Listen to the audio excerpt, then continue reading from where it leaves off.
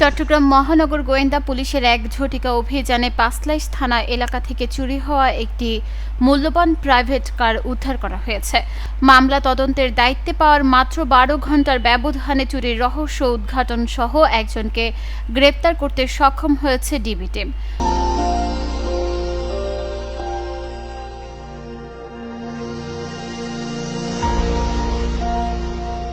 গত 16 এপ্রিল ভোরে পাঁচলাইশ আবাসিক এলাকায় গণপূর্তের নির্বাহী প্রকৌশলীর বাসভবনে চুরির ঘটনা ঘটে।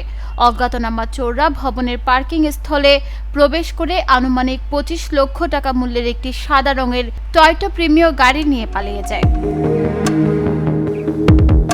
পরবর্তীতে 17 এপ্রিল পাঁচলাইশ মডেল থানায় মামলা দায়ের করা হলে এর তদন্তভার ন্যস্ত করা হয় মহানগর গোয়েন্দা বিভাগের উপর।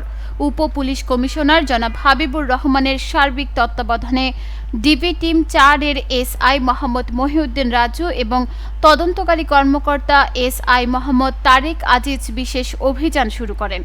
আধুনিক প্রযুক্তি এবং গোয়েন্দা তথ্যের ভিত্তিতে তদন্তভার গ্রহণের মাত্র 12 ঘন্টার মধ্যে বাইজিদ বোস্তামি থানাধীন চন্দননগর বাজারের পাশে মেরিন সিটি মেডিকেল কলেজের সামনে থেকে গাড়িটি শনাক্ত করা হয়। অভিযানকালে ঘটনাস্থল থেকে চোর চক্রের সদস্য মোহাম্মদ ইব্রাহিমকে গ্রেপ্তার করা হয়। ইব্রাহিম কুমিল্লার মুরাদনগরের বাসিন্দা হলেও বর্তমানে চট্টগ্রাম শহরের ডবল মোরিং এলাকায় বসবাস করছিলেন। পুলিশ তার হেফাজত থেকে চুরিকৃত গাড়িটি জব্দ করেছে। দ্রুততম সময়ের মধ্যে গাড়ি উদ্ধার এবং আসামি গ্রেপ্তারে ডিবি পুলিশের এই পেশাদারিত্ব ভুক্তভোগী ও স্থানীয় মহলে ব্যাপক প্রশংসিত হচ্ছে। গ্রেপ্তারকৃত আসামির বিরুদ্ধে পরবর্তী আইনানুগ ব্যবস্থা গ্রহণ করা হবে।